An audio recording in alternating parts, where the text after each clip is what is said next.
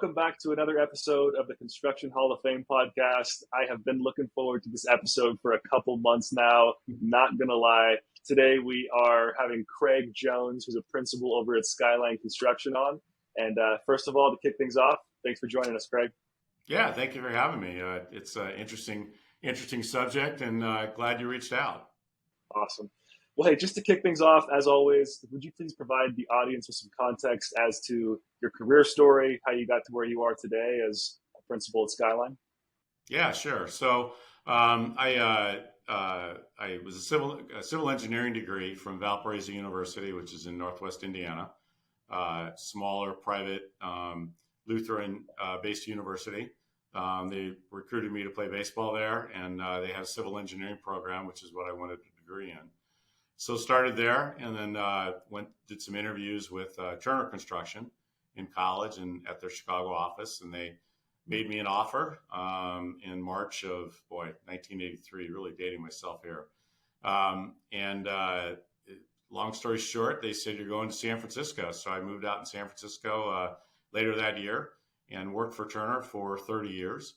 And then back in 2014, decided to make a change, and I came aboard with Skyline Construction to manage early on to manage the Santa Clara office, and have moved through different positions with the company right now, and currently still remain a principal of the company. My focus now is with our national construction program. I'm an account executive, and I also do business development and sales for the company. And you're also working on, if I remember correctly, somewhat of a DE&I initiative within the company as well, correct? Yeah, I'm working with our CEO on specifically supplier diversity. One of the many things I learned at Turner Construction was the strength of having a good supplier diversity program, how it can not only help the community, but help us as a company. So we started an initiative to put a program together to do more outreach to diverse suppliers, improve and expand our base of diverse suppliers so that we can start reporting to our clients, the importance of it and show them what we're doing. We've had good success as a company when we really work at it. We had a project recently in Oakland where we had over 44% diverse supplier inclusion. A big project in San Francisco, we had, I think, 37%, which are all really good numbers in the industry. We've seen clients have goals of anywhere from 20 to 30%, and we've been able to exceed those goals in almost every situation. That's awesome. Okay, so I love this topic. I played college baseball my whole life, and so let's talk about college baseball, how it affected your approach. How would you say that being a college athlete has approached your take on being a leader and how you work? It's an interesting question, and I was thinking about that. When you play in high school or youth sports, you're playing with guys that you go to the same schools, right? Whether it's elementary school, junior high, and then high school. But then when you get to college, you're playing with people that have come from maybe all over the country, and so different geographic locations. And just everything that's different about growing up in a different part of the country. Growing up in the Midwest is different than growing up in the South. It's different than growing up in the Southwest in New York. So on my team, we had guys from New York, we had guys from California, a lot of guys from the Midwest because it is Valparaiso is in Northwest Indiana, and from a lot of different backgrounds. I mentioned it's a Lutheran-based university, so some of the athletes that were there went to school there because they were brought up as Lutherans. I was not. I went there because of civil engineering and baseball. So you've got that element as well. And so you have to come together from those different backgrounds and different upbringings, and not knowing each other. Growing up, you meet each other the first time. A new crop of people are coming in every year. And, developing yourselves as a team to work together and to help each other out. So that, I think, really translates well into business. When I moved to California, I knew nobody, absolutely nobody at all. So I was the new guy. And then, coming here to Skyline, similar. I was the new guy. I didn't know anybody at Skyline either. I knew of a couple of people, but I didn't know them. So I really think that baseball has helped me to learn how to work in a team situation and to get to know people so that we could work together as a team. Very interesting perspective. I played at a couple schools, and when I think about it, yeah, I did meet a lot of people from different backgrounds, and it helped me, I suppose, to get to know how to gel with different teammates to help potentially bring the best out of myself for my team and with my team, depending on their background and what they Right. specialized in. I was a pitcher, right? So I oftentimes hung out with the pitching staff, but then you have catchers from different backgrounds, and you have people Right. behind you who Same are here. helping by, right? Yeah. So very interesting. Yeah, it's definitely a good point you bring up that I hadn't really thought about as much. Yeah. I mean, I was a pitcher as well. So that's who I hung out with, and pitchers can be, kind of weird. We have our superstitions and such, like I had this weird superstition in high school. My senior year, people might go, ew, but I wore this purple Notre Dame t-shirt underneath my uniform. And I went on a run. I was 13-0, and I never washed that shirt. I just put it in my locker, and I put it on every game. And yes, it could almost stand up in the locker because it had been sweated in so much. Didn't smell. It really didn't. It didn't smell. But then I had to clean out my locker before our state tournament. I took it home. My mom washed it. So I was thinking, oh no, hopefully mom didn't take the luck out of it when she washed it. Fortunately, she didn't. But just we're superstitious in how we do things, and that's why pitchers hang out together. So different mindset, I guess. Absolutely. Yeah, So I, I to that point, one of the guys I played with, I'm still in touch with. He lives down in Southern California. so Craig Jones, the pitcher who didn't even break a sweat on the hill.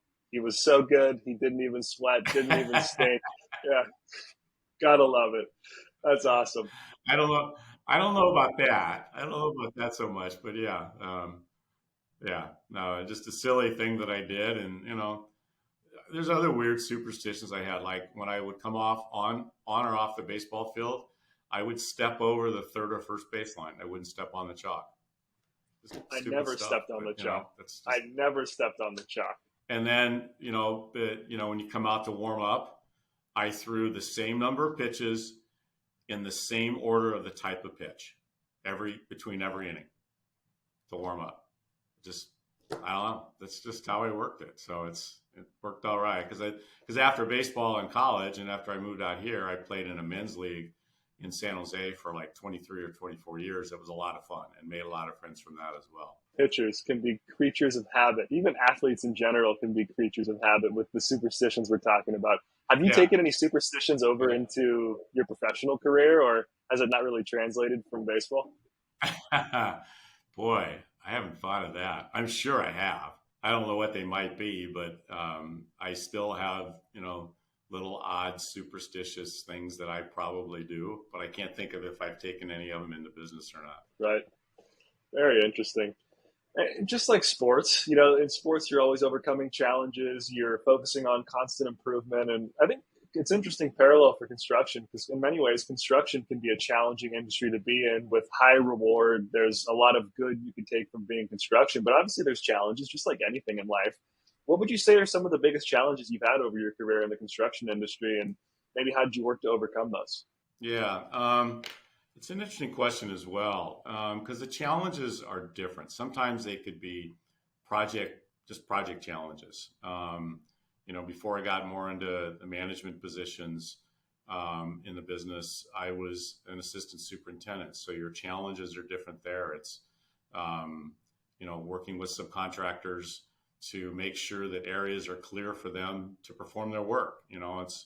It seems like a small challenge, but if you don't get obstacles out of the way, they're going to say, "Nah, I can't go work there because there's something in my way." So I think it really varies upon the different position, and giving a little thought to that, I look at it in the different positions that I've held with both at Turner and then here at Skyline, and it's been along the lines of being put into a new position and a new challenge. I think about back when I changed positions at Turner to go from a current position that I had into doing project management estimating. I'd never done estimating before. And I just took it upon myself to learn it. I had someone who was willing to help me and teach me, and I really enjoyed it. And then the business development opportunity came up at Turner. They felt maybe I had the right personality and the wherewithal to do it, and I just took it on. I listened, I learned, I asked questions. So there's different, I wouldn't say there's a biggest challenge. It's just the challenge is at each new position is to take it on full speed ahead and do your best with it. And learn from those that you're working with and to try to overcome whatever difficulties there might be. Again, another parallel to sports is being comfortable being uncomfortable. It sounds like is my takeaway from that. You weren't afraid to try new things. Yeah, exactly. When you look in baseball, you come upon, bases loaded, one out, bottom of the ninth inning, you're winning by one. How are you going to react to that situation? That's a difficult situation as well. And, you just kind of buck up and you make sure you're throwing good pitches and, get the next two outs, hopefully throw a 2-ball to the shortstop and get a double play and you're done. So there's, I really think that baseball and sports in general has really set me up well to take on the challenges, that come naturally with any type of work or business that you perform. And it also sounds like a growth mentality is something that you've kept along the way, because there's no way you're going to jump into a new field, for example, just getting into estimating and not be focused on how do I learn from others around me who are great? How can I put my all into what I'm doing to maximize my ability when you've never done it before? Is it fair to say that you've had some good mentors along the way and you've been resourceful? Yeah, I have. I've had a lot of great mentors. Like when I learned estimating, there was a guy working in Turner's Silicon Valley office by the name of Bill Jangrow, and he helped me. I give a lot of credit to Bill and how he taught me how to do estimating, and that's before we could, we didn't have computers to do takeoffs. We had to do it the old-fashioned way to do takeoffs and estimates and such. So, and then I've always had some really good, bosses, direct reports. They really helped me along. They challenged me. I had one boss, Mike O'Brien at Turner, he probably was my longest term boss. He was always giving me extra work to do. And I learned later on that it's because he said, if you want something to get done, you give it to the busiest person in the office. And I'm like, he's right, because I would be busy doing something else. And he would say, hey, Craig, can you do this for me? And it wasn't a Herculean task to do, but I'd say, okay. And I'd put aside what I was doing to focus on what he wanted done. I'd get it done. I'd get it done quickly and efficiently and correctly. I'd give it back to Mike, and then I'd go back onto what I was doing. I'm like, he's spot on about that. If you want something done, give it to the person who's the busiest and it will get done. And he's right. He was right. At least it was with me anyway. That kind of reminds me of the situation with Twitter and Elon taking over at Twitter and how he cut a big majority of the workforce. And those were the people who were doing the least productive wise in the office and who were the least culture fits. And the company is still running just as effectively, if not more effectively, when they have all their top performers focused on producing the work. It sounds like a similar concept.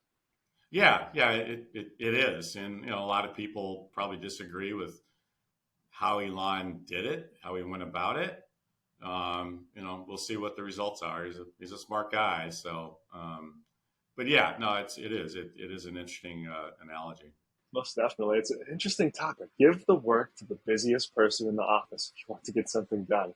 Very interesting. I actually never heard that before. So something I'd like to dive in with you is you've clearly excelled at business development throughout your career. And more companies, GCs, people who are in the construction space are focusing on biz dev right now as some clients are pushing projects off into the future. There's all this talk about the economy. What do you think has allowed you to excel in business development throughout your career? I think it's probably a few things. One is there is a bit of tenacity that you have to have in business development. You have to have patience and you have to have big shoulders because you get told no a lot.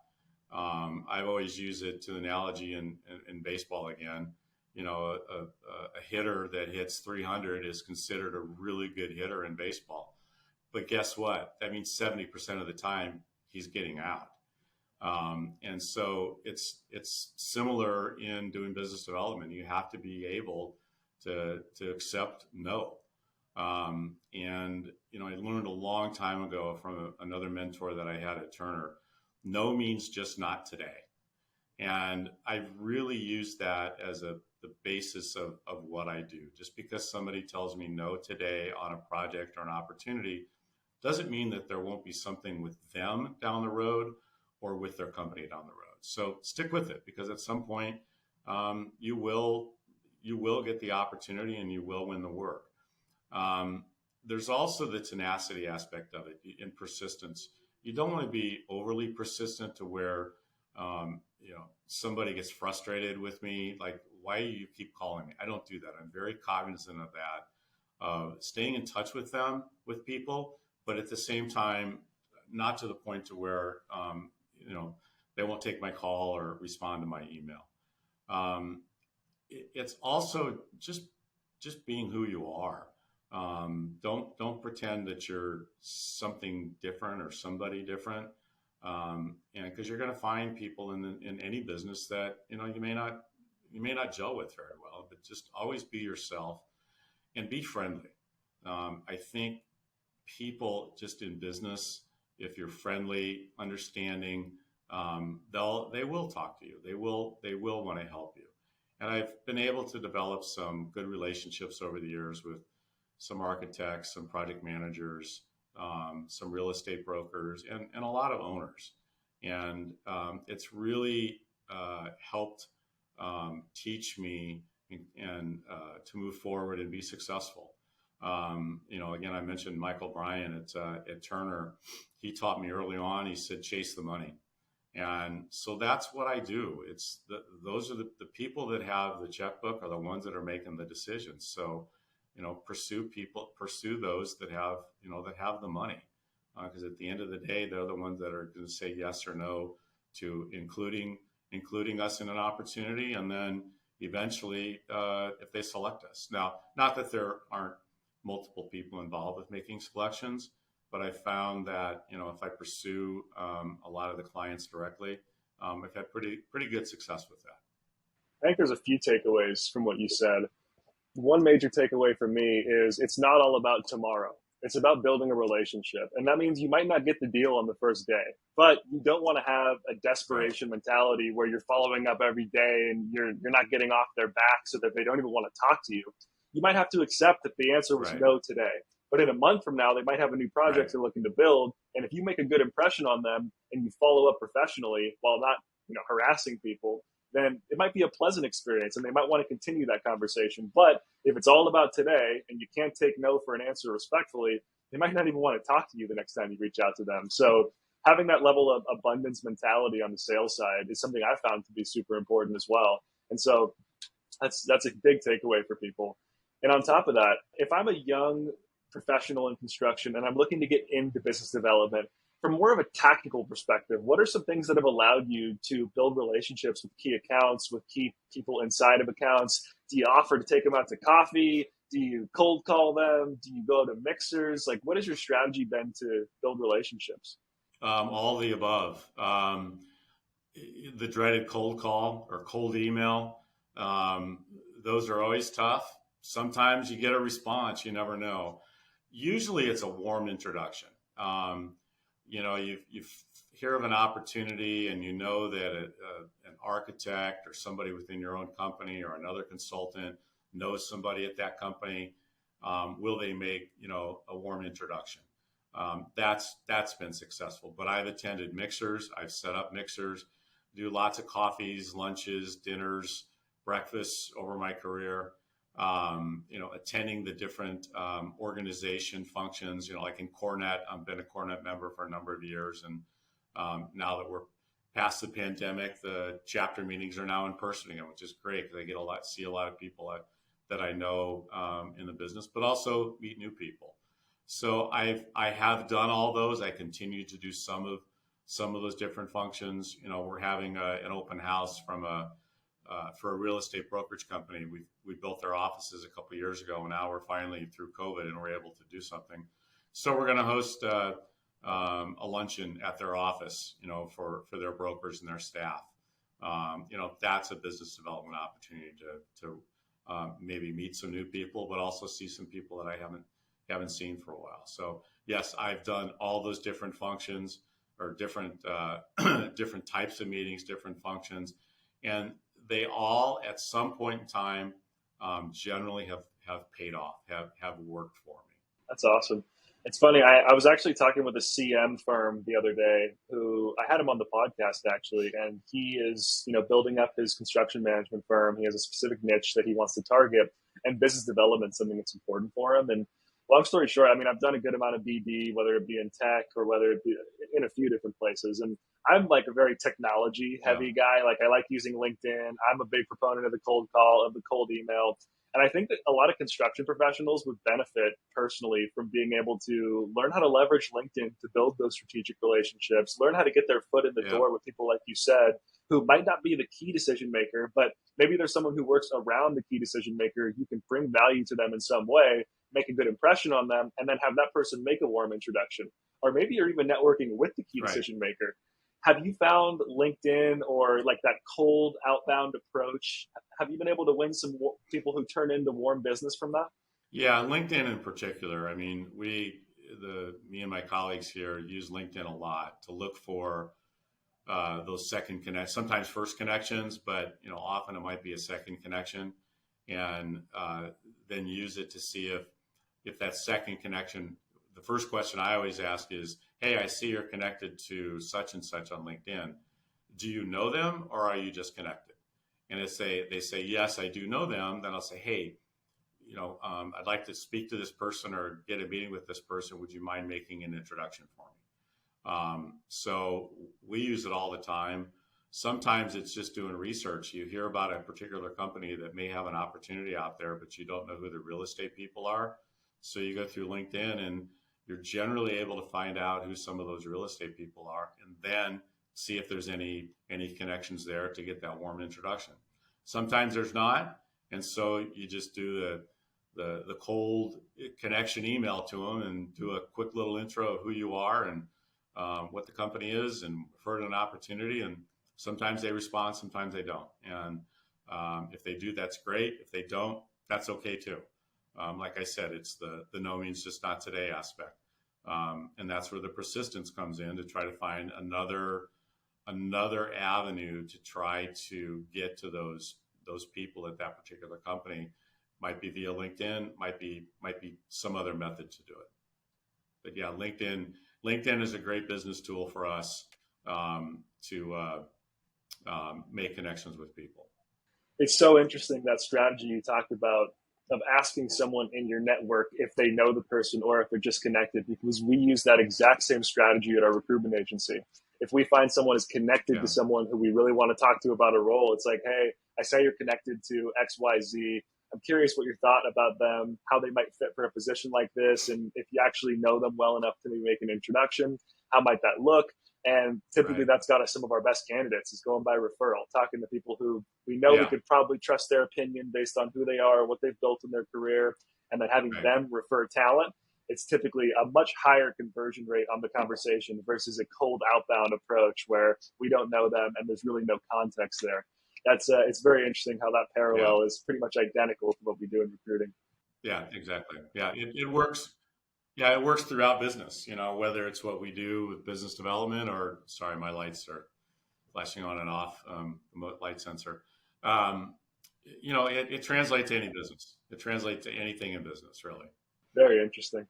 Very interesting. A lot of key takeaways here for anyone who's looking to put on their business development hat from Craig. So thank you for sharing that. Now, going back into your supplier diversity program, what has the process been like rolling out that program? What are some things you've done that have made it successful? Can you talk a little bit about that? Yeah, so to get the program rolling, I've been doing a little more research just of how we might do that. I connected with a former colleague of mine at Turner, and she's since retired, but she ran their program at Turner here in the Bay Area. and she's willing to come on and help us on a limited role to help us get our program going. So that's one thing that I'm doing. I'm also researching the different organizations in the Bay Area that promote supplier diversity or have diverse suppliers in their membership. So that will be one aspect of our outreach, to find out what other subcontractors are out there that we might be interested in working with us, or through some type of an outreach program, but also helping to put a program together so that we can help them. Say you have a small, I make this up, a small 10-person painting contractor, and they'd like to grow their business, but they need help in learning how to utilize one of our project management tools, Procore. Maybe they've never used it. So let's bring them on board as a subcontractor and teach them how to use Procore, because it will make them, it will improve their business as well as their ability to do work with other contractors that utilize Procore. It won't be new to them. So my point of that is, it's not just finding diverse suppliers. It's also helping them and coaching them and teaching them to help their business to grow, so that they become the word sophistication is not quite it, but it's to be able to work with contractors that are utilizing these different programs, and have us help them learn how to do it. We've got some clients that their invoicing requirements are just crazy. And that goes all the way down to the subcontractors. So we've got to help not just our current subcontractors we work with, but if we're bringing on subcontractors that are new to that type of invoicing, we've got to help and teach them, coach them on how to do it. So those are some of the early aspects of supplier diversity that I'm going to help with to promote within our company. And the fact that our CEO is supporting this is going to make it a lot easier for it to get implemented within the company throughout all of our geographic locations. The simple thing, it's not hard. You just have to put some effort into it, and then you have to have it's not so much a focus, but just know that anytime we have an opportunity, we want our staff to start thinking about let's make sure we're inviting some diverse suppliers to this opportunity, to give them this opportunity to help them grow and also grow our business. It's such a win-win, because they're coming in and obviously they're helping you execute projects, but you're also helping them develop a deeper pool of skill sets, so that not only they can help you more in the future, but they can also grow their business. They can help other companies in different ways. Whereas many companies, I'm very confident, would not be willing to train their subcontracting staff, for example, on Procore. You're helping them develop a whole new set of skills that will allow them to be that much more proficient, that much more helpful for other businesses. It sounds like just a total win-win. Yeah, no, it really is. And that's, I learned that at Turner. It's a win-win for everybody. It's, there's also a lot of clients now. We're seeing more and more of it that companies our clients are focused on supplier diversity. So I've always just said it's good business. It's just simply good business to do it. Whether it's me as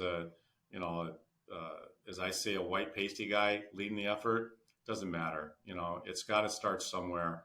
And I'm excited about that, that we've got the support internally with our CEO, Jessica Karps, and look forward to this programming getting developed and being rolled out, sometime this year or early next year.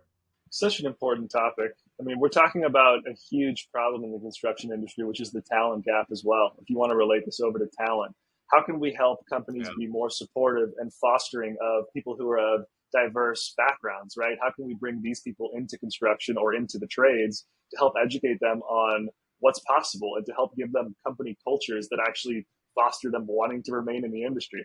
I recorded such a powerful podcast about a week ago with Adrian Russell, who's the DE&I director over at Shield Sexton.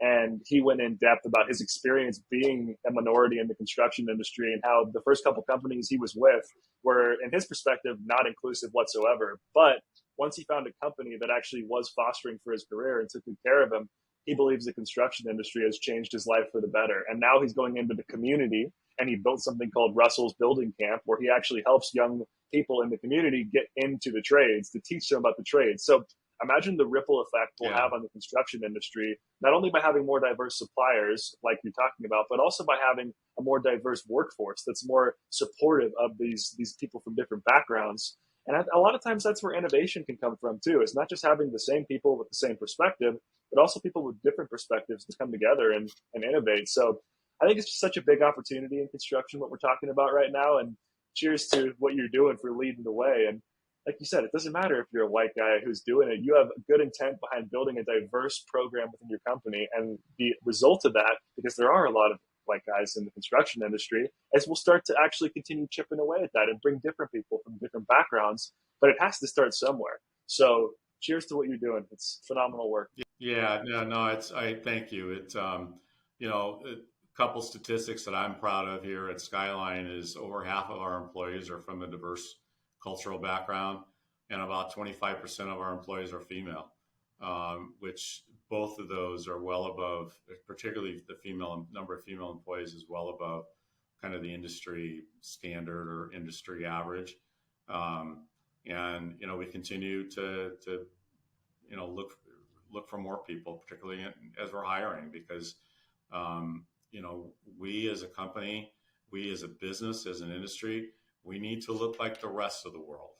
And I think that's really important to helping us and promoting and helping others that maybe haven't even thought about construction. Some of the high schools now are having summer intern programs to where we can bring someone in from high school and work part-time on a project with us. One of my personal, I guess, success stories, there was a young woman, young African-American woman who was in a program, high school program, and I interviewed her, I think it was her senior year in high school, and when I was at Turner, and for her to come on as a summer intern for us. And so she did, and then she went on to college, got a degree, came to work for Turner full-time, and then eventually left Turner and went into different aspects of business. And I saw her, I ran into her, she's working for a former client of mine now, and I saw her, I don't know, a few years ago, and she remembered that first interview with me. Back then I probably looked, so much older than her because she was, in high school, and I don't know, maybe I was 30 years old or something. She was really scared and nervous. And I'm like, God, I never thought of that. And she was, but it's been so awesome to see from that internship she had with Turner in high school to her position now that she has with this client. It's just awesome to see that. It just makes me feel good to have helped somebody, get into the business. It starts with getting into the business, and then she took it from there, just with her own wherewithal, dedication, commitment, and so on, to get to where she is today. That's the thing. Some people just don't know what they don't know about the construction industry and what's possible. There's this stigma about construction. People who don't know, they have this stigma built up around it of limiting beliefs at the end of the day. I mean, like I like to talk about, we see tech. People think tech is this sexy industry that's so great. And tech has a lot of cool things about it. But at the end of the day, they just had massive layoffs with companies at the top of the food chain. And what they don't know is there's still companies on the construction front who are hiring for a diverse portfolio of positions, different skill sets, different backgrounds are required to help these companies execute. So as long as me and you and people like us can keep educating people about the industry and what's out there and what's possible, I think that's a good start for the construction industry to, again, keep chipping away at the talent shortage and really empowering people to have the best career possible, like you did with this woman you're talking about. So super powerful, super powerful. When we talk about safety, let's talk about safety for a minute, because obviously safety is a very important topic in the construction industry. What are some things Skyline does to prioritize safety and help ensure a safe environment for the people who are working for you? I think one of the biggest changes we made, so we opened an office in Chicago back in early 2019, with some Chicago-based construction veterans, and one of the people they brought on board, a guy by the name of Tim Lally. Tim started up a program here that he brought from his prior experience. We call it SQP. It's Safety, Quality, Productivity. And when you think about it, if you have a safe project, you're going to have better quality. You have better quality and you have good safety, you're going to have higher productivity. I think that's one of the biggest changes I've seen at Skyline since I've been here for 9 years is the implementation of that program. It's helped us in so many different ways in all three of those aspects. I never really thought about the three of them being intertwined with each other until Tim came on board and put the program together. So it's still it's not that it has to be developed further, but it's always a developing and improving program as we go along. Like every week we have an SQP, a little one-page flyer, something about safety or productivity or quality that comes out. It's now been automated. So you get an email, instead of an email with a PDF, it's an email. You log on to one of our internal systems. It keeps a record that you've read the document, and they're easy reads. Maybe it's about fire safety on a project or ladder safety, or it could be things like, hey, the time is changing. Be aware of, be cognizant of that. Just all those different aspects really help. And then at the end of the year, we give out awards to those that have, either read all of the SQP notices or those that have read the most. So there's some award that goes along with it as well. So I think that's the biggest thing that I've seen as far as a really positive change in our safety program at Skyline. I mean, that's big time. So you educate consistently and you also incentivize the education and you actually showcase and recognize people who are bought into the education, which, I mean, it comes full circle. You built a machine to help educate your team about the importance of safety. That's huge. Yeah, because, the saying is you want all the tradespeople, to go home at the end of the day the same way they showed up in the morning to start their job. You don't want to go home with some sort of, even a minor injury, a small cut, or maybe they got some debris in their eye. You don't want that. And there's ways to make sure that that doesn't happen through safety protocol, using the correct protective equipment and so on. And so it's really promoted heavily within Skyline. Okay. So moving forward, what are some of the industry trends, developments that you see coming up that are exciting? Would you mind talking about any trends you see that your company's been excited about?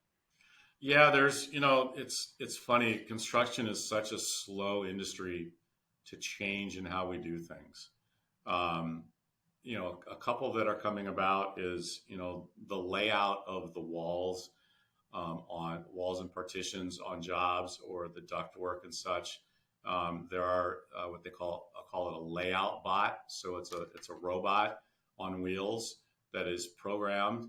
And I think they utilize GPS to go around and lay out the walls and partitions and such in an office building. Helps to speed things up. It's a little more efficient. It's more accurate. That's one piece of technology I've seen that is coming on board and being used more and more. There's another one that is just a few years old. A company in San Francisco has developed, again, it's somewhat along the lines of robotics, to do taping of walls. Instead of the traditional way of having a person go in and put the tape on and then put the next coat of taping mud on it and then sanding it. This company's developed a piece of equipment to do most or all of that. So it's faster, it's more efficient, and you end up getting, I think, a higher level of product. So those are a couple of the things that are happening in the industry. Building information modeling has been around for quite a while. There's continual improvements in that to help with building construction to help speed it up. Prefabrication is we're seeing more and more of that slowly get into the business. I was on a team a few years ago prior to joining Skyline. We were doing a study on how much of a building could we actually prefab off-site so that you could actually construct faster on-site. So there's a lot of that going on in the industry as well to try to improve things. Both, again, it goes back to the SQP that I talked about. If you can produce it in a factory, you generally can be a little bit safer there because people are not necessarily on ladders and lifts and such. Shows up to the job site. It's almost like a kit of parts in some aspects. You're putting it together, and it goes faster and generally is safer as well. And you get a better quality product in a lot of instances. So there's a lot of interesting things going on in the business. We do some ground up construction, but I think this move to mass timber buildings is quite interesting. I see more and more of it happening. The larger contractors have entire teams or divisions that are focused on mass timber. And part of that concept is to lower the carbon footprint of projects by utilizing naturally recurring materials, wood, that you can use on projects instead of it being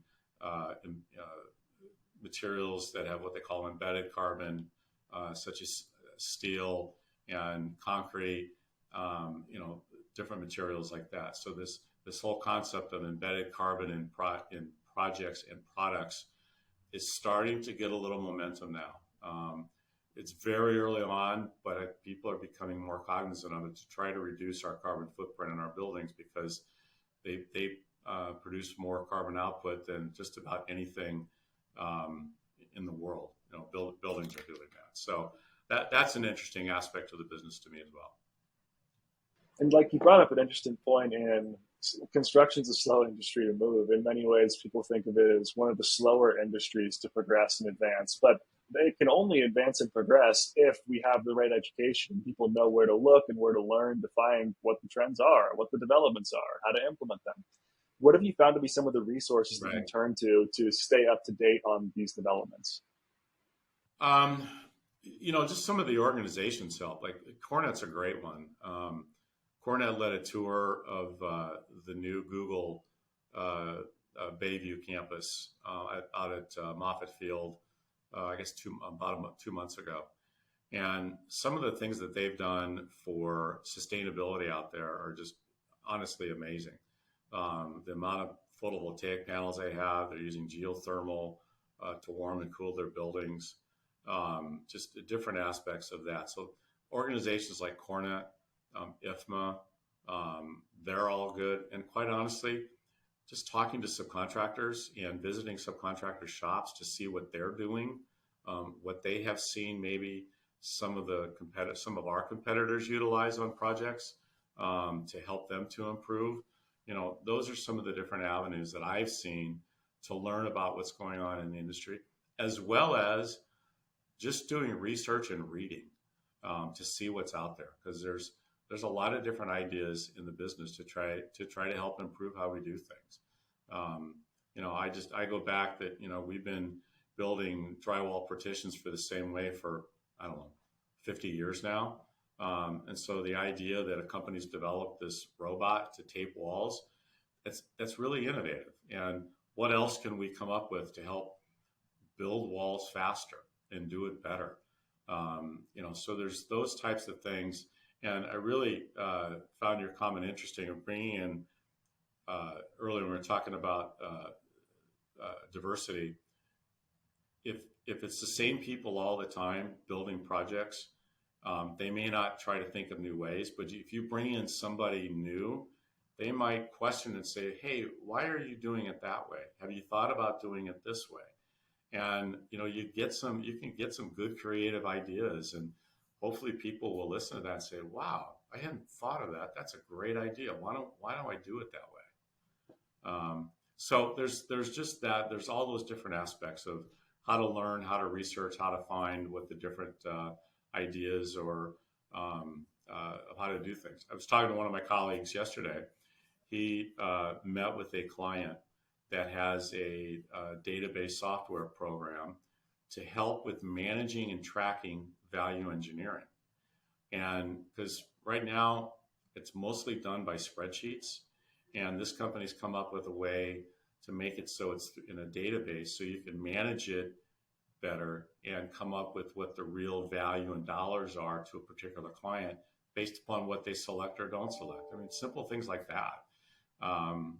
There's another program that we're beta testing on a project to where it's a deeper dive into taking videos or photos of projects under construction, and it allows you to not only visually see things, but you can measure things by utilizing the program. So that's currently being tested on a project right now, and hopefully that goes well, because we think that could be a tool for us to go to our clients and say, we utilize this tool on our larger projects. This is how it's going to help us, and therefore how it's going to help you. Maybe it can shorten the project a little bit, which means you're saving money. Or maybe there's other ways that it could save money for a client. So there's lots of different things going on in the business right now that are in the testing phase or early stages of trying it out to see if it works. Lots of good stuff. And I have a feeling it's just the tip of the iceberg. Going back to your point about diverse perspectives and how they can improve a project, I had something really interesting happen. Obviously, I'm a construction headhunter. I'm working with a top 20 E&R company right now on probably one of the, if not the most impactful search projects I've ever worked on. And that is, they do about $5 billion a year, and they have basically something going on from their company where they need to improve the retention of early career talent. So project engineers, field engineers, how can we get them more motivated to be a part of the company for years coming? You come from Turner. Turner does a phenomenal job of that by letting people dabble in different areas, estimating and whatnot to test out their career path. Right. And something that this person is looking to achieve is essentially they need to come in and build a formalized training program and also a mentorship program. In other words, like a rotating engineer program. So this is a huge position to fill. This is going to change the trajectory and the cultural at a ground level piece of a top 20 E&R GC. So it's a massive position, super critical. I've been talking to some amazing candidates across the country for this position. And as I was talking to an executive over at Skanska, he had let me know it's a bordering topic, but essentially he was working with a company who was looking to improve their technology and how they implement technology within the company. Oftentimes a construction company would think, hey, why don't I just hire someone from another construction company who does well with construction? But what this team does that he told me about was they actually brought someone in from IBM who headed up technology at IBM. And he brought them in, arguably with little to no construction experience, but heavy technology background, who has that different perspective and can help their company actually advance. So I think the more we can open our mind as to different avenues and different perspectives we could bring in to the industry, the faster and the better it can actually advance. Yeah, no, I totally agree. You don't necessarily have to have a construction background to come into a company and make improvements. It's particularly when it comes along the lines of technology, because I get frustrated with technology. I look at what my kids do with it, and sometimes, like a lot of dads and a lot of moms will say, well, I'll just call up my son or daughter and have them come in and do it for me. Because they've grown up with it, right? My father-in-law, he's 83 or 84 years old. He does pretty well with it, but there's times he just doesn't know what to do or how to fix it or whatever. So he'll call me. Sometimes I can do it. Most of the times he calls one of my daughters because they can walk him through it better than I can. So just these different perspectives. I think that's a great example of an IBM executive not knowing anything about construction, but he comes in and helps out the company with their technology. So it's a great analogy. You're reminding me of my grandma right now, in the fact that she grew up in an era where there wasn't a bunch of cell phone technology, iPads, computers that were, like the way they are today. And she'll reach out to me and my younger brother, like, Matt, how do I use this iPad? It's a pretty interesting analogy, I think, because sometimes in construction, you might not be like my grandma, but when it comes to implementing new technology into the company, there might be a huge level of incompetence that if they brought someone in with that real technological perspective, that they could advance much faster. Imagine if my grandma could bring someone in who was an iPhone expert every day to be right next to her in her room to help her navigate the phone. It's the same idea, I think, for implementing more complex tech into some of these construction situations. So as we start rounding off the show, Let's talk about the challenges you foresee coming up in the construction industry over the coming years. What do you see are some of the biggest challenges facing the industry, and how do you think the industry can adapt to overcome these? You touched on it a bit earlier, and it's it's just having tradespeople. It's been identified as a major issue coming downstream. Before we got hit with the pandemic, one of the primary questions you ask subcontractors before you bring them on board: do you have the tradespeople that can build this project? Do you have a team available that can do it? And sometimes they didn't. And so we'd have to say, okay, we're going to pass on you and go to someone else that does. I think it is the single biggest issue in our industry, outside of all the other challenges that we're trying to deal with supply chain issues, cost increases, inflation, uh, uh, things we control, things we don't control. But the biggest one to me is just having the tradespeople that are going into the unions, whether they go to a union or not, doesn't matter, but somehow learning the trade, saying, you know what, I'm graduating from high school, I need to get a job. Boy, that looks interesting to maybe become a carpenter. How do I learn to become a carpenter? And really getting it into the high schools to promote our industry, whether it be general contractors going in, subcontractors going into the career fairs, to say, hey, we're here. This is a great industry. You can make a really good living in construction, whether it be a tradesperson or whether it be someone working in management as in the general contractor world. Either way, you can make a great living, whether in the Bay Area as well as anywhere in the country. There's a lot to be said for this industry. I don't know that I don't have any data to support this, but if you drive down a freeway sometime, pay attention to how many vans or pickup trucks have a construction company name on it. Could be a painter, could be a flooring contractor, could be a general contractor. A lot of times I've never heard of them, but I believe that construction is probably one of the highest employers in the country, just overall. Laborers, carpenters, electricians.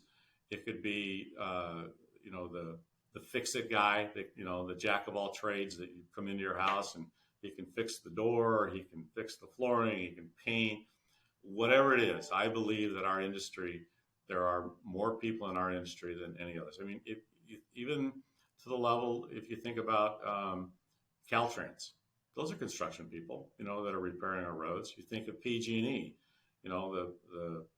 they're people that are repairing wires or replacing poles. Those are construction people. So we need more people in our industry and promote that.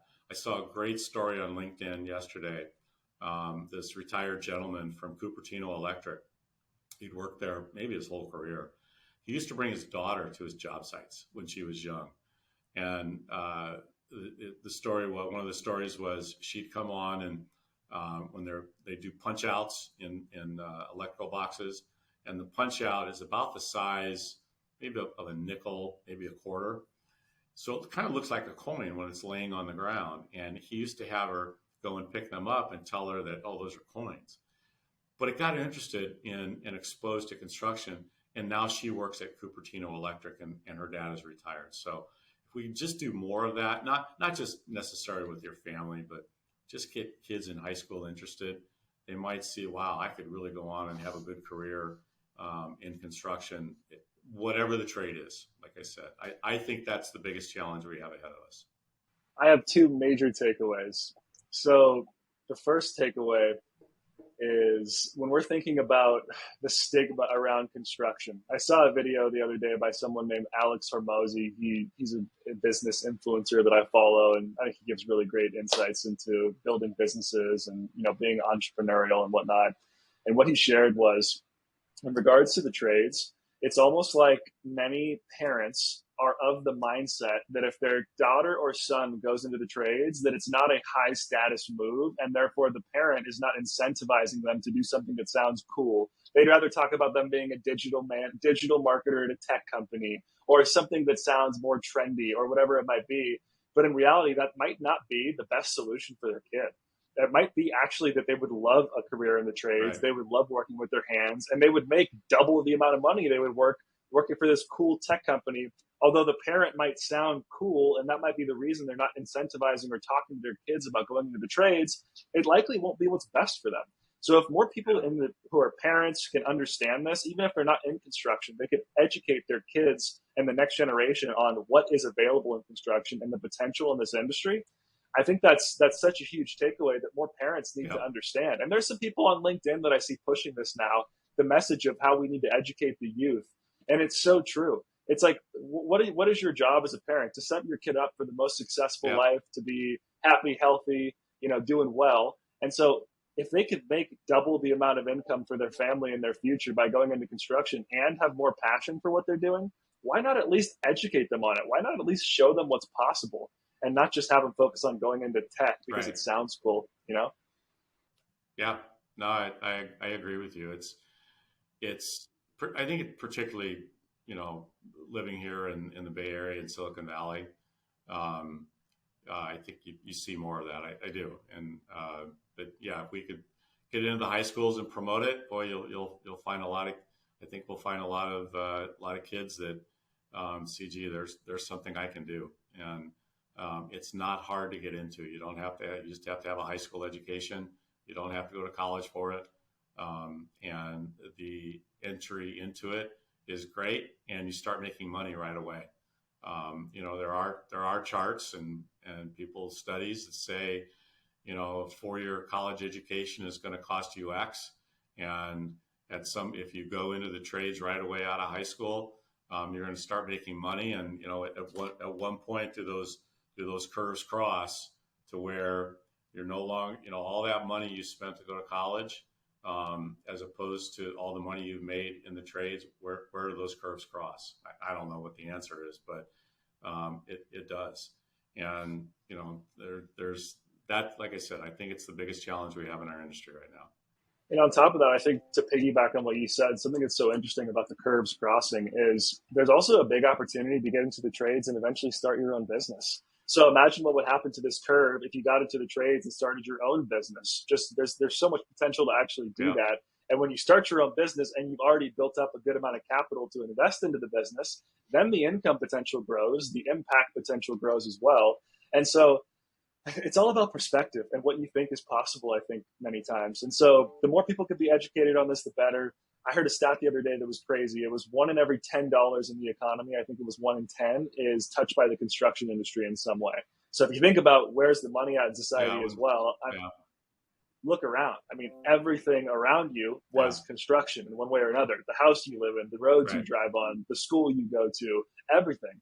So it's just so cool to continue educating the general person about what's available in construction, because it's going to be important that they know about this in the future to continue building our world into what it's going to become. So I definitely appreciate you sharing your insights. Very valuable.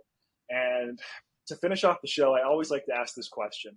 If you were to give advice to a young construction professional who wants to be in your shoes someday, what would that advice sound like? Well, I'd say there's a few things. I was fortunate on my first project with Turner, my first 2 projects. I was an assistant superintendent. So I was out in the field. I was walking the project. I had my particular responsibilities. So I learned how to build. And not that I know everything about how to build, but it really formed the basis of my knowledge in the business. So my one recommendation to young people is get out to the job site, walk the project, walk with your superintendent, ask questions, talk to the tradespeople. I've found that tradespeople love to talk about what they do. They love to show people what they're doing and how they do it. So get out to the job sites and ask questions. And that goes along with ask questions all the time. If you don't know something, that's okay. It's okay to ask questions. I've always had this that I say to people, people will say, oh, I've got a stupid question. And my response to that is the stupid question is the one that you don't ask. And I really believe that. And don't think that you have to know something if you've never been exposed to it and never had the opportunity to learn it. If you're exposed to something new, ask questions on how to do it. How does it get done? I think those two things have really helped me in my career, learning how to build, asking questions, and learning from that. And then the last thing is it's okay to make mistakes. I've certainly made mistakes in my career. The biggest thing is it's okay to make a mistake, learn from it so that you don't do it again. Because we're all going to do it. We're all going to make a mistake of some shape or fashion, but just learn from it. So I think those three things I would promote to any young person in the industry to go out and do. Because I think by doing those three things, they will grow immensely and become more successful in what they do. Super valuable insights, Craig. Really appreciate you joining us on the show today. I think there are a ton of takeaways for people at different points in their career path. So just want to say thank you so much for joining us on the podcast today. Yeah, thanks, Matt. I appreciate you reaching out, and best of luck in your business and going out and finding people. It's not easy, but I'm sure you do a good job at it. And thanks for the invite. And I'd say let's go out and throw the ball together. But after playing baseball for 45 years, there's not much left in my shoulder. So now I just get to watch it on TV or in the ballpark. So anyway, really appreciate the outreach and having the opportunity to talk to you. Well, you had a nice long career. You definitely had your good share of baseball in your days. So I'm pretty sure you've been good to the game. And you're right, recruitment isn't easy, but it's highly rewarding. So I love what I do. And again, such a valuable episode from you. So much knowledge to be learned from people who listen to this episode. So phenomenal to have you on, and I'm looking forward to follow your success. All right. Thanks, Matt. All right. Good luck.